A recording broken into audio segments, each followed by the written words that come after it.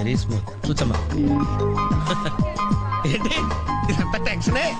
ఏం కంగారు పడకు, నేను ఎక్కడ మొదటిసారి నేను చూడు ఎలా ఉన్నాను. అయినా ఇందులో భయపడటానికి ఉందమ్మా, వెరీ సింపుల్.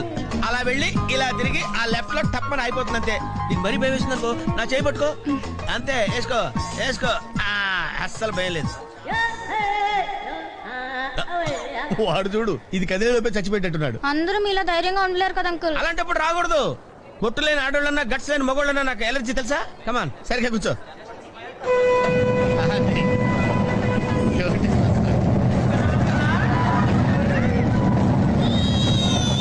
టెన్షన్గా ఉందండి.